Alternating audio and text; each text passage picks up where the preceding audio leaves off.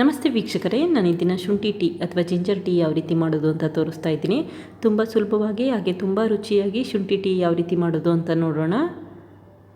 ಮೊದಲು ಒಂದು ಪಾತ್ರೆಗೆ 2 ಗ್ಲಾಸ್ ನೀರು ಹಾಕ್ಕೊಂಡಿದ್ದೀನಿ. ನಂತರ 2 ಇಂಚು ಉದ್ದದ ಶುಂಠಿನ ಸಿಪ್ಪೆ ತೆಗೆದು ನೀರಲ್ಲಿ ತೊಳೆದು ಸ್ವಲ್ಪ ಕುಟ್ಟಿ ಅಥವಾ ಕ್ರಷ್ ಮಾಡಿ ನೀರಿಗೆ ಹಾಕ್ಕೊಳ್ತಾ ಇದ್ದೀನಿ. ನಂತರ 2 ಸಣ್ಣ ಪೀಸ್ ಚಕ್ಕೆ ಹಾಕ್ಕೊಳ್ತಾ ಇದ್ದೀನಿ. ಹಾಗೆ 2 ಏಲಕ್ಕಿನೂ ಕೂಡ ಸ್ವಲ್ಪ ಕುಟ್ಟಿ ನೀರಿಗೆ ಹಾಕ್ಕೊಳ್ತಾ ಇದ್ದೀನಿ.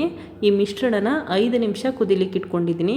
2 ಗ್ಲಾಸ್ ನೀರು ತೊಗೊಂಡಿದ್ವಲ್ಲ, ಅದು 1 ಗ್ಲಾಸ್ ನೀರು ಆಗೋವರೆಗೂ ಕುದಿಸ್ಕೋಬೇಕಾಗತ್ತೆ. ಈಗ 5 ನಿಮಿಷ ಆಗಿದೆ. ಈ ಸಮಯದಲ್ಲಿ 2 ಟೇಬಲ್ ಸ್ಪೂನಷ್ಟು ಟೀ ಪೌಡರ್ ಹಾಕ್ಕೊಳ್ತಾ ಇದ್ದೀನಿ. ಟೀ ಪೌಡರ್ ಹಾಕಿದ ನಂತರನೂ ಕೂಡ 2 ನಿಮಿಷ ಕುದಿಲಿಕ್ಕೆ ಇಟ್ಕೊಳ್ತಾ ಇದ್ದೀನಿ.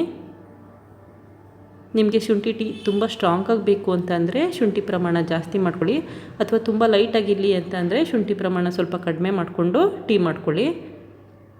ಈ ಶುಂಠಿ ಟೀನ ಮಳೆಗಾಲ ಅಥವಾ ಚಳಿಗಾಲದಲ್ಲಿ ಮಾಡ್ಕೊಂಡು ಕುಡೀರಿ, ತುಂಬಾ ಚೆನ್ನಾಗಿರುತ್ತೆ.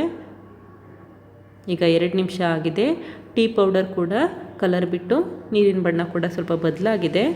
ಈ ಸಮಯದಲ್ಲಿ 1 ಗ್ಲಾಸಷ್ಟು ಹಾಲು ಹಾಕ್ಕೊಳ್ತಾ ಇದ್ದೀನಿ. ಹಾಲಿನ ಪ್ರಮಾಣ ತುಂಬ ಜಾಸ್ತಿ ಮಾಡ್ಕೋಬೇಡಿ.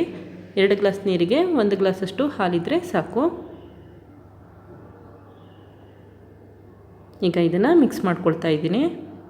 ಈಗ ರುಚಿಗೆ ತಕ್ಕಷ್ಟು ಬೆಲ್ಲ ಹಾಕ್ಕೊಳ್ತಾ ಇದ್ದೀನಿ. ನಾನಿಲ್ಲಿ ಸಕ್ಕರೆ ಹಾಕ್ತಾಯಿಲ್ಲ, ಬದಲಾಗಿ ಬೆಲ್ಲ ಹಾಕ್ಕೊಳ್ತಾ ಇದ್ದೀನಿ. ಬೆಲ್ಲ ಹಾಕೋದ್ರಿಂದ ರುಚಿ ತುಂಬಾ ಚೆನ್ನಾಗಿ ಅನಿಸುತ್ತೆ.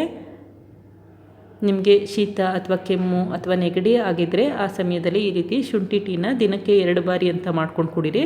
ತುಂಬ ಬೇಗ ಗುಣ ಆಗುತ್ತೆ ಮತ್ತು ಗಂಟಲಿಗೆ ತುಂಬ ಆರಾಮ ಅನಿಸುತ್ತೆ. ಮಿಕ್ಸ್ ಮಾಡಿದ ನಂತರ 1 ಕುದಿ ಕುದಿಸ್ಕೊಳ್ತಾ ಇದ್ದೀನಿ.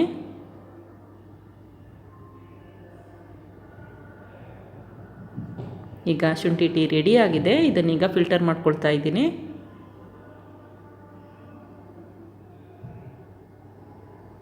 ನೋಡಿದ್ರಲ್ಲ ವೀಕ್ಷಕರೇ, ಎಷ್ಟು ಸುಲಭವಾಗಿ ಶುಂಠಿ ಟೀ ಅಥವಾ ಜಿಂಜರ್ ಟೀ ಮಾಡಬಹುದು ಅಂತ ಗೊತ್ತಾಯ್ತಲ್ವ? ನೀವು ಕೂಡ ಪ್ರಯತ್ನಿಸಿ. Thank you. ಲೈಕ್ ಮಾಡಿ ಮತ್ತು ಸಬ್ಸ್ಕ್ರೈಬ್ ಮಾಡಿ.